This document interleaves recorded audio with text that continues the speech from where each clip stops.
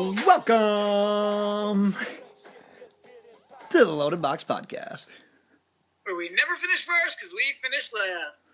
Thank you once again for tuning in to the Loaded Box Podcast, NFL and Fantasy Football. My name is Ben. That is DJ. DJ, what's new today? Not much. That's not our name. We're just a Loaded Box Podcast. But, Are you? So we teased it last week. Are you ready to share some of the news that we have from a podcast perspective here? I like to just keep teasing people, man. I like to tease them and tickle them a little bit. So you're more of a teaser than a pleaser. Yeah, I'm a teaser. You gotta I'm a cock tease. I'm like the women that we all know, you know? Yeah, you got to always leave them wanting more. If you give them the whole thing right away, yeah, it's like, what do you have to look forward to? Exactly. Well, we do have a couple of things, though, that we kind of teased. We said there was multiple things, so I feel like we should give one away. Whatever. I don't like it, but whatever you say. All right. As the president, CEO, financial officer, whatever else you want me to call me, Boy Scout leader of this podcast, I guess I'll make the executive decision. So DJ and I, as the Loaded Box Podcast, we are going to be reporting live from an NFL training camp this year. One of DJ's favorite teams as well. Yeah, can't wait. The Minnesota Vikings. The worst noise in all of football. Yes, we will be looking live in Mankato, Minnesota. I believe it's August 2nd. We are invited to Vikings training camp, so we are looking forward to that. We don't know what all it entails yet, but at the very minimum, we'll have like a season preview of the Vikings, and we'll be looking live at some practice and some players. So I think rookies, some ex-Packers, little Dayton Jones. I'm excited. I hope we get to sit down and interview someone. I'm definitely going to try to take some live videos of us there and keep the people engaged on Twitter. So hopefully that'll be a fun stuff to come. So maybe even like do a little Twitter video trip on the way up. I don't know. We'll see. Oh yeah, we definitely have to do that. It's too bad it's during the week and we have to drive. Otherwise, it'd be alcohol infused. Yeah, it would be drunk. It'd be a drunk Twitter follow, but that'd be fine. Speaking of Twitter, though, we're found at Loaded Box. We're on the quest of hitting 1,000 Twitter followers before the NFL season starts, and I think earlier today we were up to 550. So if you'd be so kind, if you're not following on Twitter already, be sure to follow us at Loaded Box. Tell your friends, tell your girlfriend, tell your side piece, whoever you need to tell that might have a little fun with us on some Twitter. Let us know at Loaded Box. You ready for this week, DJ? We're finally breaking out some fantasy football rankings. Yeah, I'm jacked. It's fantasy football season. Like, it's mid-July. Training camps are coming hot. We're going to be at one. No big deal. I hate when people say no big deal. No big deal. Fantasy football is going to be here. That's a stupid thing to say. But I'm pumped up. It's so weird, though, because, like, it's only July, like, the last couple of days around where we live anyway. It's just been hot and muggy. Like, football's really not on your mind. It's always on our minds, but you just don't really think about it. But, yeah, this is your time to prep for fantasy. So if you've been following the podcast at all, we've been talking about rookie fantasy players. We've been talking about second-year fantasy guys. We've had a podcast where we highlighted some potential bust guys. We did a podcast where we did some can't-miss guys. So we've been kind of all over the board, but now we're going to really dive into some positional rankings. And we're going to set it off with the main position in football, but maybe not the main position in fantasy football. Yeah, depends on the league. It really depends on the league, but that's the position of quarterback. And with a standard league being 12 teams, we're going to go through our top 12 rankings. Later we'll post everything that we have, but for now we're going to break out the top 12, and we have some other questions along the way. But DJ, I have a feeling that we're both probably in the same boat here with quarterback number 1 in 2017 fantasy football. So Too easy, right? I mean, it's your boy. Yeah, my boy A-Rod. That's a clear number 1 here. I don't know, how should we break this down? Should one of us go, or should... Yeah, I'll have you go. We don't have to dive too much into them right away. We'll have some follow-up questions. So if you have something you want to pop in with on one of your guys, by all means do it. Or if you have a justification, go ahead. But yeah, we'll dive into it after we do some rankings. Yeah, I think obviously we can both say what we had number 1 there. Clearly, we both have Aaron Rodgers. Finishes top last year, typically the top guy in fantasy football as far as quarterbacks go. You can't really argue with that one. Nice crack of the beer there. I'll drink to Aaron Rodgers on that one. I don't know how fast to run through this, but I'm just going to, pop through them real quick. We can discuss it afterwards. Yeah. So I think there'll be a few things that stand out to people here. So I have number 1 being Aaron Rodgers. 2, I have Drew Brees. 3, I have Andrew Luck. 4, I have Derek Carr. And then 5, I have Matt Ryan. I'm going to stop right there really quick. I think there's one glaring person I left on the top 5 that I think most people will comment about. I think and I'm sure you're going to say it right now. Yeah, the Brady Bunch. Yeah, Tom Brady. And that's an interesting thing, but Tom Brady isn't typically like this high-scoring, and maybe the Brandon Cooks thing is getting guys all excited, but he's getting up there in age. Brandon Cooks kind of specializes off of deeper balls, bigger plays down the field. I'm worried about his ability to throw it still deep down the field. I don't know when Tom Brady's going to get worse. I'm not going to rely on him. He finished. See, now I have to go through and count. 6, 7, 8, 9, 10, 11, 12, 13, 14. Like 15th or something like that. I said it really fast. Yeah, but he missed 4 weeks. He did miss 4 weeks, but that's still 15th in the league in fantasy football points. He's just not a super. I mean, I remember one year, and those people are stupid, but I think it was 2 years ago when everybody was like, Tom Brady is not a good quarterback anymore. Like, he was struggling for like the first 8 weeks. Oh, that's right, yes. But they said that same thing about, Aaron Rodgers as well. So, but as far as top 5 goes, I can't put Tom Brady that high. He's got good consistency, so I'm keeping him up there. He's really very consistent. You can't really argue the consistency from week to week. And maybe that's why people have him ranked higher. I don't trust Rob Gronkowski. They like to run. They exploit weaknesses. So there's games as well that he might not even throw the ball. So you never know what's going to happen there. I feel like you need to question, like, if you're going to question someone in that offense right now, maybe you question Brandon Cooks. Like, I think Brandon Cooks is going to be fine. I'm pretty comfortable with him as like a wide receiver 2 on my team. But if there's someone that is a question mark, it would be his production week in and week out, where I think Brady's going to be that solid guy. We talked about number 1. We both have Rodgers. Yeah. Tom Brady's my number 2 quarterback. And I think, like you said, they're unpredictable, but I feel like they're unpredictable in regards to like who does well in the running game. Like it was always LeGarrette Blount. Was it James White? Like that's where that question mark comes in.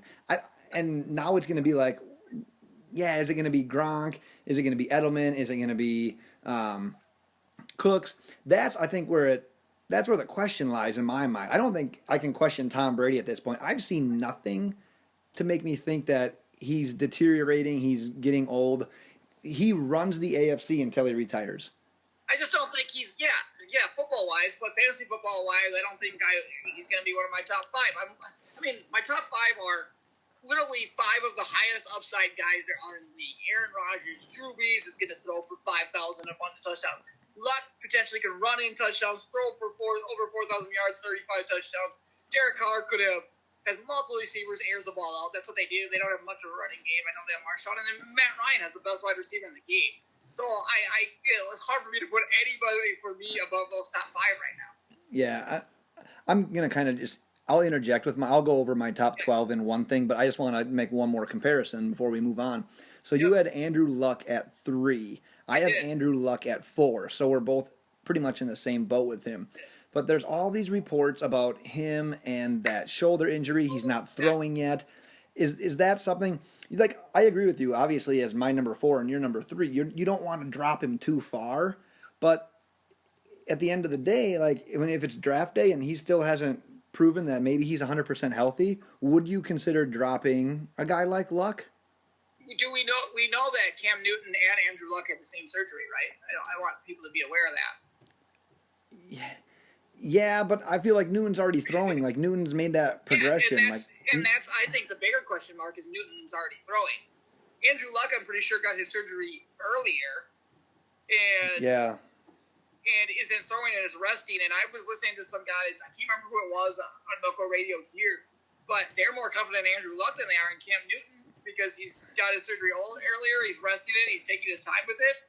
I don't think this surgery on his shoulder is going to be a problem from what I've heard who've got guys who've had to experience it. I wish I could remember exactly off the top of my head who it was, but I know for a fact I was listening to an NFL player that said, that they're not worried about the type of shoulder surgery, that they don't think it's going to bother him. Okay, well that's good news. I mean, I'm all in on Andrew Luck. I had Andrew Luck in a league last year, and it didn't always seem like he was doing that much, but he ended up he just started crushing it after a while, and it was awesome. I had been in a touchdown only league, and he still had what he finished fourth last year. Nah, I'm not worried about him. Yeah, he finished fourth last year in fantasy points for quarterbacks. So yeah, I'm not too worried about him either. You want to hit anything else on that, or do you want to move on to your next? No, I'll move on to the rest of my, last 7 or whatever it is. So everything after number my top 5, I wanted to go to the top 5. After that, I've got Jameis Winston at 6, and then Tom Brady. My boy Thyroid at number 8, Phillip Rivers at 9, Marcus Mariota at 10, Cam Newton at 11, and Kirk Cousins rounds out my top 12 at 12. And I struggled to put him in there, but I figured it was hard for me. It was a lot of thinking on that one. I was like, I dropped him way lower than most people would have him, and I figured, he could still have a good season, and I don't really know what to do with him. I'm not a guy who's going to draft him, but the last 2 seasons have been pretty high up there, so I've at least got to put him in my top 12. Yeah, after you just rounded out your top 12 there, so one of the guys I noticed different from our list right now is Russell Wilson.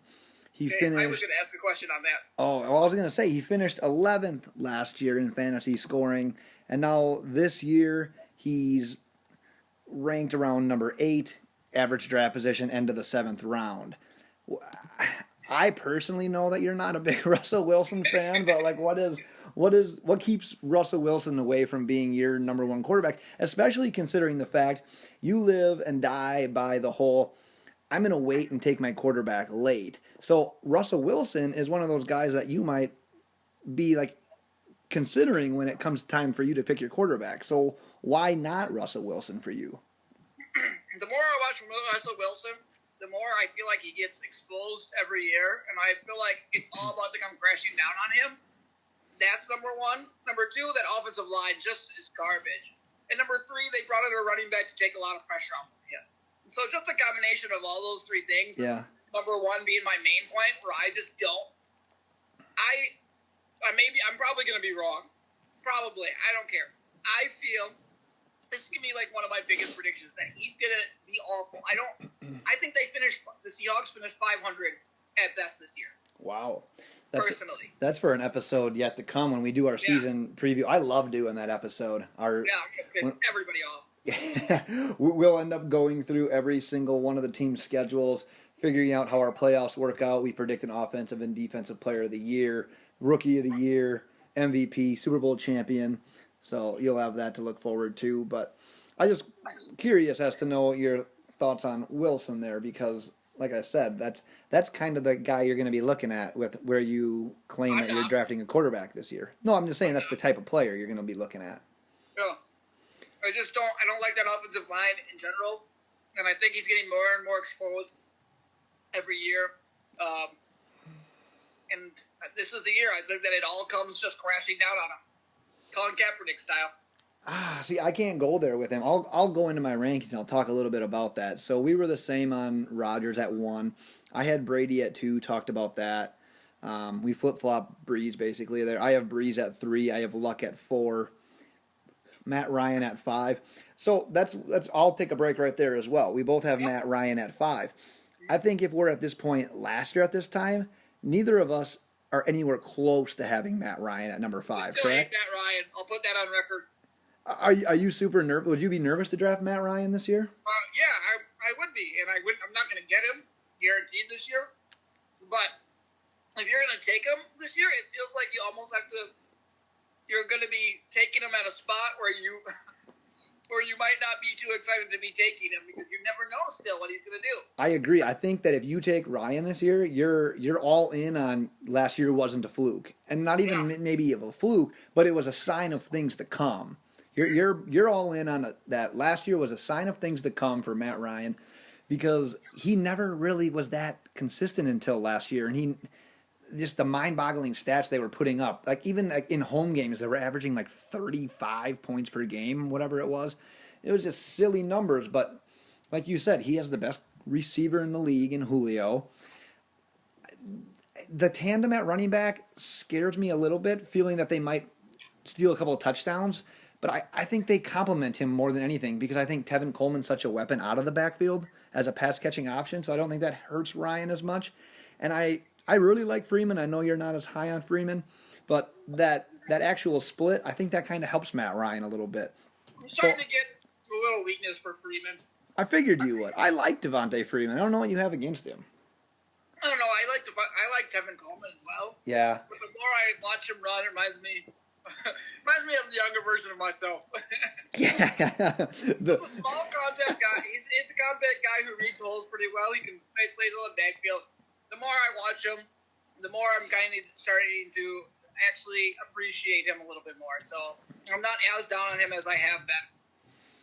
Yeah, and like I said, we both have him ranked at 5. I doubt either of us end up with him, but I don't know. I can't justify. I mean, obviously these are my rankings. I have him there for a reason, but I think if I'm in that position, I'm gonna end up taking a running back or a receiver instead of a guy like Matt Ryan, just because of the uncertainty.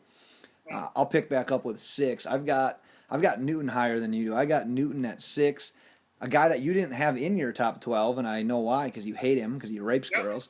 Ben Roethlisberger. And number 8, that's finally where I have Derek Carr. Number 9, Jameis Winston. 10, another guy you didn't have, that was Russell Wilson. 11, Phillip Rivers. And we have the same number 12, Kirk Cousins. Ben Roethlisberger finished 18 last year. I'm aware. I know, he missed games, so he's probably going to miss more games. Plus, come on, everybody knows now about how Roethlisberger plays on the road.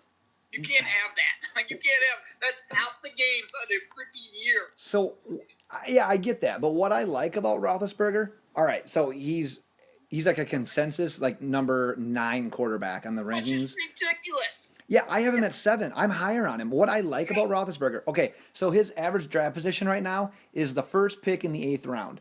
If I can get Roethlisberger there, and then if I can come back a couple rounds later, it's kind of like what we talked about in the other podcast a few weeks back. What if you can pair Roethlisberger early and be one of the first people that takes a second quarterback and get a guy like Tyrod and then do the home and away?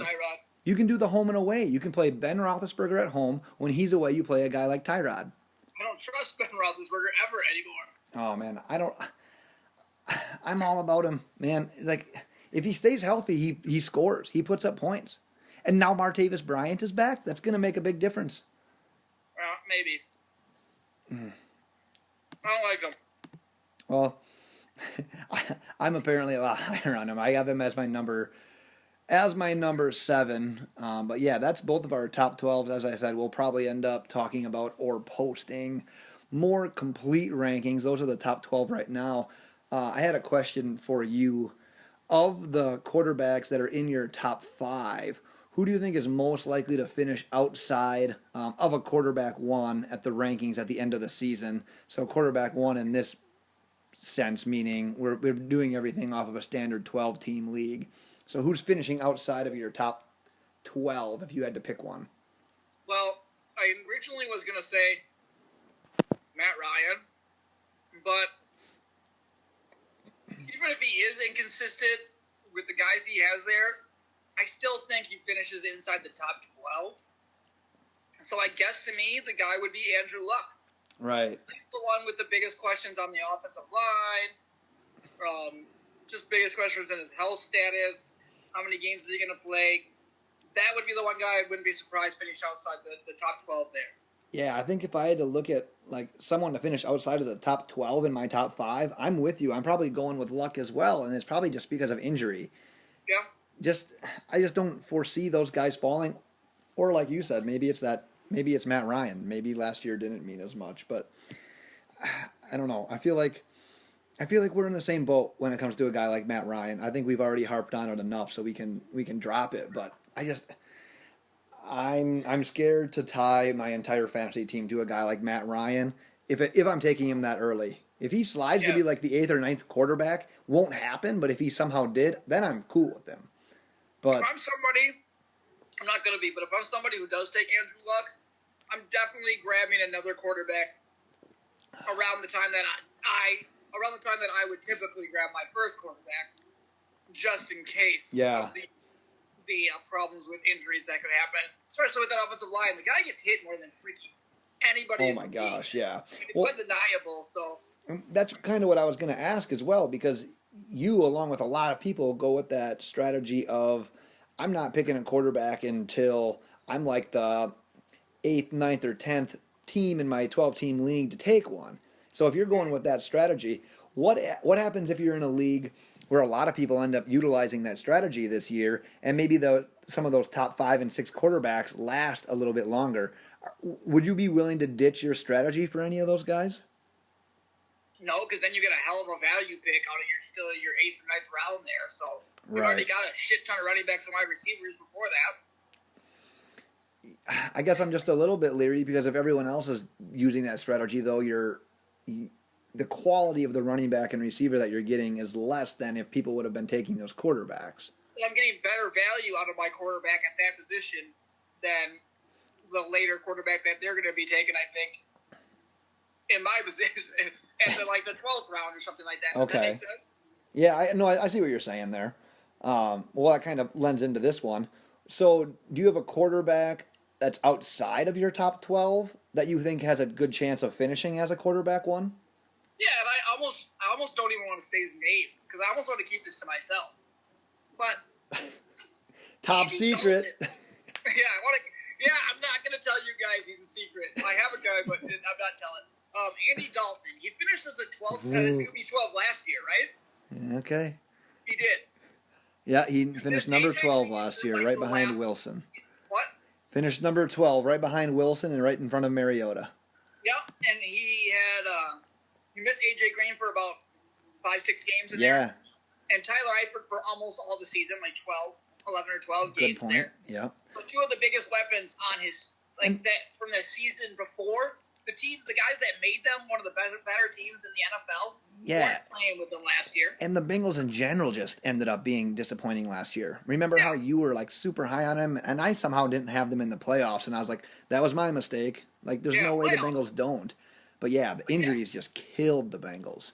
Plus the fact that they added weapons and John Ross and Joe Mixon around him as well, along with Tyler Boyd and Brandon LaFell there. He's got a lot of weapons and a lot of options. If these guys stay healthy, he could, I think, finish as a top 7 QB himself. So right now, the consensus rankings have him at number 18 going in the 12th round. Which is awesome. So do you think your strategy then turns into like, maybe you can get a guy like Winston or Mariota in the 8th and you turn around and take Dalton 2 rounds later? Or do you have enough faith in a guy like Winston or Mariota where you're cool with like a Tannehill or a Bortles in like the 14th round? It depends on how far he's dropping, because if I'm grabbing Tyrod Taylor in the 8th or 9th round, or Jameis or something like that, and I'm getting to the 11, 12 round, 3 rounds later, 11 or 12, and Dalton's still on the board. If he's going in the 12th round, you said? Yeah, early 12th. Yeah, if I'm going to the 11th or 12th round and I've got guys, a bunch of running backs and receivers I'm comfortable with, I'm not drafting a tight end the whole entire draft, I'd go out there and grab Dalton just for that reason, to have 2 guys that are solid. I have a feeling I just totally understand your draft theory this year. You're going to wait till around 10 or 11. You're going to take Tyrod and come back with Dalton. It's going to be just ridiculous. But you're not going to give a shit because you're getting the quarterback you actually want in Tyrod, and then you have a safety net in Dalton who probably isn't going to blow you away. Maybe he'll have a couple of decent weeks where he might hit that 30-point mark, but he's probably always going to be around that like 15 to 23, 25 range. I hope so. Yeah. It's not a bad strategy.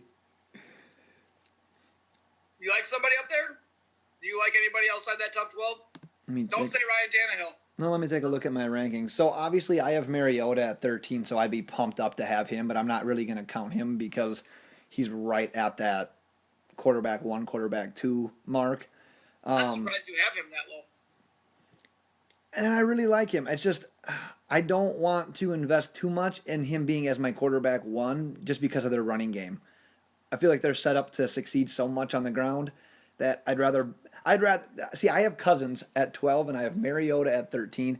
I feel like you said the exact opposite about Mariota like 3 weeks ago. Like, No, you were on the running game affecting it, and I was. And now you're like, oh, because of the running well, game. maybe you talked me into it. I'm just saying that I think the Redskins are going to throw a lot more. So when it comes to fantasy, yeah, give me Cousins over Mariota. But I don't. If there's a guy that's outside of like that top 13, 14 right now that I would have my eye on, I have Blake Bortles at number 18. I don't want to go down that road again. I just can't do it. The one guy that I do have, I have him at number 20. It's Carson Palmer. Uh-oh. Ton of hype around him last year. He had all those offensive weapons. David Johnson was catching balls left and right. Larry Fitzgerald is who he is. Michael Floyd was on the team at the time. He was kind of like that, a playmaker that just loved booze more than football. And then John Brown, who burst onto the scene, and everyone thought he was going to be this up-and-coming guy. So he took a step back, and I think that that's the thing. I think with J.J. Nelson maybe getting more of a role right now, Fitzgerald doing more slot work, I think that Palmer's in line for a bit of a bounce back. I don't know if that I want him as my quarterback one, but I wouldn't be totally thrown off if he ends up outperforming. Like you said, maybe Russell Wilson takes a step back, maybe Matt Ryan takes a step back.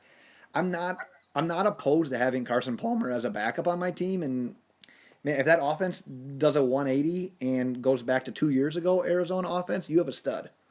Yeah, they make me nervous. I mean, what I saw last year doesn't make any sense to me, and I don't see how they bounce back from that. I can see that Cam Newton bouncing back, but Cam Newton being young, and he's coming off one of the worst, like, most devastating Super Bowl losses ever, and that actually is a psychological thing. Right. Where Carson Palmer's team just, like, they couldn't do it, man. They didn't have it. I mean, he makes bad decisions anyways. He throws interceptions. He's, 14 interceptions I see and 26 touchdowns last year. Yeah. That's not a great spread. You're not getting rushing touchdowns out of this guy. No, zero. So, you're not getting a rushing yard out of Carson Palmer. So I just exactly. So I don't see them improving at all personally. So, but I actually don't know who's going to win that division. I think we hit on like the three most like disappointing teams. There was some hype around the Bengals, there was some hype around the Cardinals, and there was hype around the Panthers, and they all just underperformed. And I feel like at least two of those three bounced back. And yeah, I just realized how stupid my Seattle comment might have been. Yeah, because they might win by default because the Rams and the 49ers are who they are. And the Rams, the 49ers, and yeah, exactly. I guess it's not really a talented division in my eyes. That's why I didn't want to make any bold predictions like that, because I haven't gone through the schedule week by week yet to see where it lands. So I figured I'd let you ride that one out. Let's jump into the pre-podcast poll question that we did today. So we talked about Twitter earlier. Follow us on Twitter at LoadedBox. Before every podcast, we do a pre-podcast poll just to get some interaction going. Talk about some things that we're going to talk about on that podcast. And the question was basically, who do you have most faith in as your starting quarterback in fantasy football in 2017 between Dak Prescott, Blake Bortles, and Kirk Cousins? The poll results had Cousins winning it pretty easy at 61%. Prescott was at 33%, and Blake Bortles was at 6%. So I know that you teased it a little bit on. We're all about teasing today, man. Yeah. You teased it a little bit on Twitter when you had responded to the poll. So I'm anxious to hear what you have for this question. So to me, there's one of two ways you can take this poll, right? Okay. Maybe you don't know what I'm about to say. Sounds like there's three ways. Okay. Well, menage. Menage. You can take it just straight up like it's written, right? Who would you rather have? Like if you just had to have one of these three: Dak Prescott, Blake Bortles, and Kirk Cousins. Right. I think I know where you're going. It seems like, hey, the smart answer there is probably Kirk Cousins.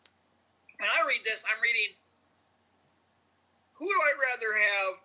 And I'm thinking in a whole nother, who am I rather having in their value? Like where I'm drafting them, where they're expected to go, and where you can land them, where their ADP is. So when I'm looking at that, and that's how I want people to see it. I hope people would understand it that way. Because I don't think they did. I don't think they did either in this case. But yeah, that's exactly what I meant. And Twitter doesn't really allow you to extend on characters. But I like where you're going with this.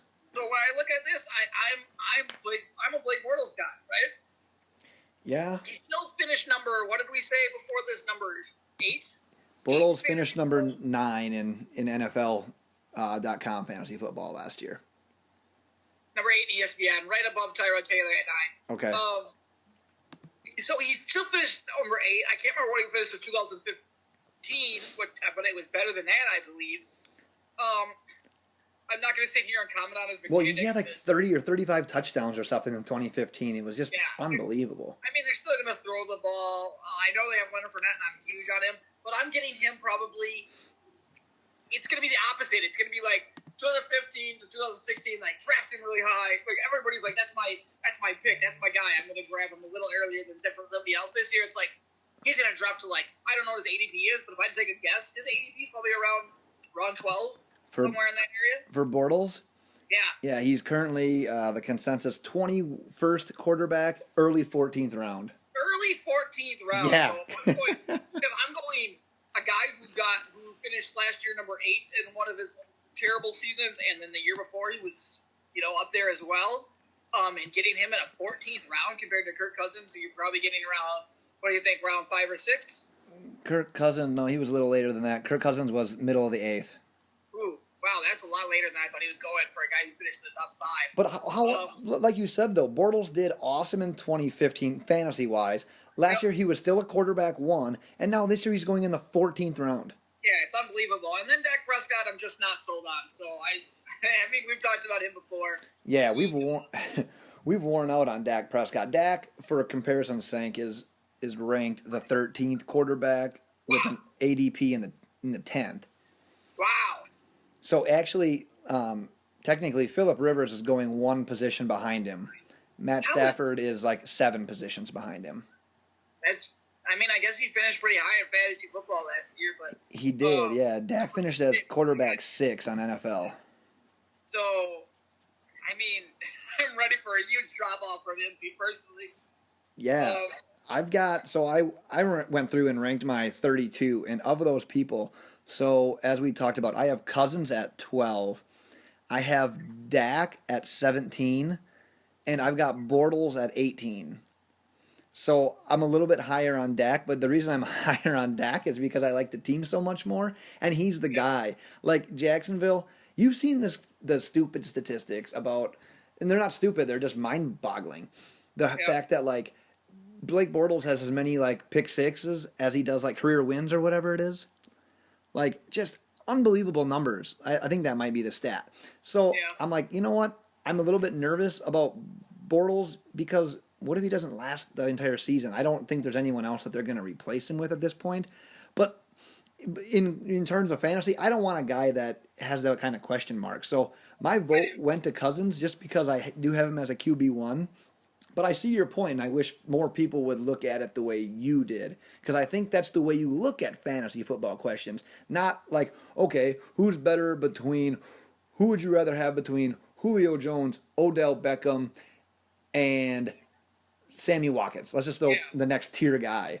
Well, yeah, you want Odell Beckham and Julio Jones. Yeah. But you're not looking at the greater scheme of things as to what kind of value you're getting. Maybe you're passing up on a stud running back in that first round, whereas if you can wait and get a guy, Sammy Watkins probably wasn't the best example, but I think you guys, Devontae Adams is a good one. Devontae Adams, anyone like that. I think that's probably the better example, but you're really seeing more or less of like who you're picking him against versus it's like where you're gonna get better value out of the pick, and I think that Kirk Cousins is going to underperform where he's being drafted, where I think Blake Bortles is going to way overperform. And I think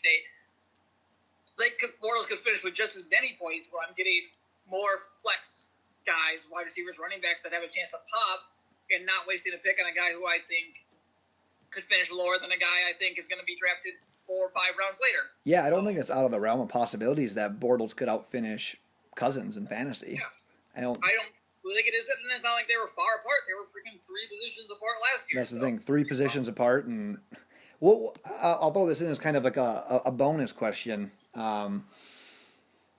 As we wrap up here, does the addition, like, so the Jaguars taking Fournette at number 4 overall? Obviously, they have plans for him. They're pretty big on him. So if they're going to feed him, and if he's going to be as big of a piece of the offense, does that take away from a quarterback like Bortles? Or maybe at the end of the day, does that help a quarterback like Bortles because he's not going to be asked to do quite as much if they're running the ball earlier in the game and actually having success? So for me, I answered this. This is you put that question perfectly. To me, it helps him in the way that it helped Dak last year. Yes. So I explained that this is actually a really good run blocking offensive line. So I think he's actually going to have some great games and perform out there where Bortles isn't going to have to make as many reads off the play action and plays like that because guys will be open, getting single coverage, and having to bring more guys in the box, trying to stop Leonard Fournette. So personally, for me, it's going to help when you have Allen Robinson and Allen Hurts out on an island with guys out there who are still great wide receivers. Right, I kind of thought that way as well. And it's like, still, even if you have a good running back, I don't want to put too much stock in the fact because he is still a rookie. We don't really know exactly what we're going to get out of him.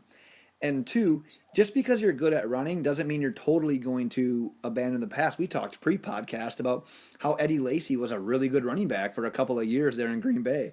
Did that kill Aaron Rodgers' fantasy stats whatsoever? No, it made him one of the best fantasy quarterbacks in the league. Yeah, absolutely. Something popped in my head, and I can't get off of it right now. You want to hear? I can't. Go ahead. I'm intrigued. You know where I think Okay, I'm gonna say that these top 12 I did in an hour last night in my rankings. I may or may not, and I think we both effed up here. I think we left somebody out of the top 12 that we should have had in there. Let me pull mine up and see if. Well. Can you guess? I'm a little bit upset with myself for it, just not including him. Stafford? Yeah. Yeah, I'm with you. I have him at 14, so he's right on the cusp for me. I don't know how I left him out, and I clearly looked at his name. Yeah. But I don't know. I think we're gonna get criticism for both of us leaving Matthew Stafford out of our top 12. I like Stafford. I just think that all he does is throw the ball. He's a yards monster. Then the touchdowns came. There was a lot of questions about him last year in that first year without Calvin. It was like everyone was scared. Like, oh my God, is he a great quarterback? Is he a good quarterback without Calvin? Like, how is he going to perform? And he answered the questions. Well, for like 12 games. But he still finished at quarterback 7 last year. Yeah, he did. He finished at quarterback 7, and this year he's ranked the 15th quarterback going in the end of the 10th. It's kind of unbelievable to me. I think maybe everybody is just kind of looking past him. He did have a struggle of 4 weeks, but typically when he's played, he's been a guy who chucks it around. Oh yeah, and I think what you stumbled upon there is maybe a gem, maybe like a sleeper quarterback that at his age and level of experience in the NFL shouldn't be considered a sleeper, but given the situation and the number of like big quarterbacks that are up there, he could legit be a sleeper this year.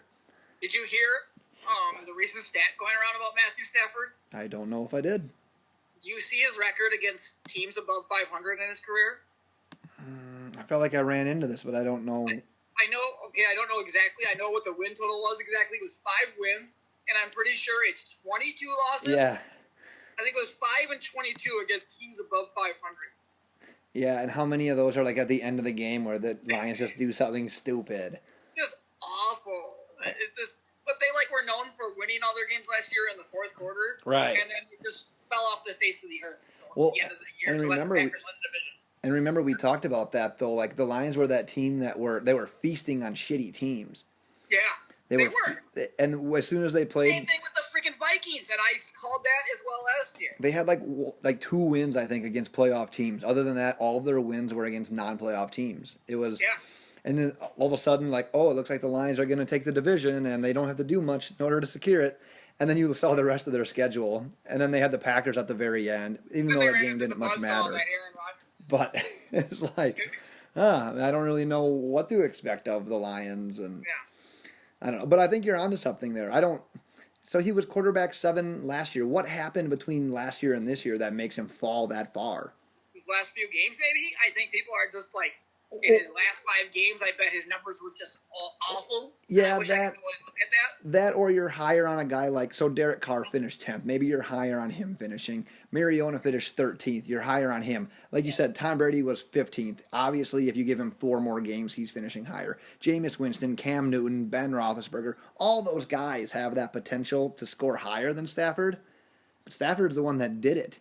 Threw for 4,000 yards again. Threw for 20-plus touchdowns. It's just 20-plus is pretty simple, but I didn't mean that. But Week 15 and 16 last year, where he had 10.2 points and 12.5. So he buried you in championship games. Yeah. So, and besides that, I mean, there wasn't really. I mean, I don't think people were seeing the 25-point game that they probably wanted from him. Right. But he wasn't performing awful. It was, I mean, I guess against Jacksonville he had 11 points, but otherwise it was 16s, 20s, somewhere around there. So it's not like he just fell off the radar. It was only like a 2-game skid, and it was like basically when most of the playoff seasons were over. Especially as this year, he's going to be a quarterback too.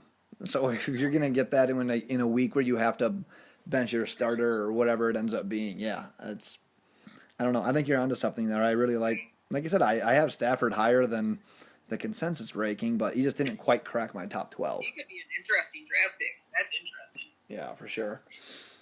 Well, thanks again for listening. As always, tweet any questions you'd have for us that you'd like answered on the podcast on Twitter @LoadedBox. Like and share the Facebook page, and as always, we're available on iTunes. Do us a favor there. Find us on iTunes, subscribe, leave us a rating, leave us a review. That's great for our iTunes searches. But other than that, look forward to hitting up some running back talk probably in the future. We have another couple of surprises in store here for the podcast, and like I said, we'll be in Mankato at some Vikings training camp in early August. So be on the lookout for that. A lot of cool things on the docket. Send us out. Bye.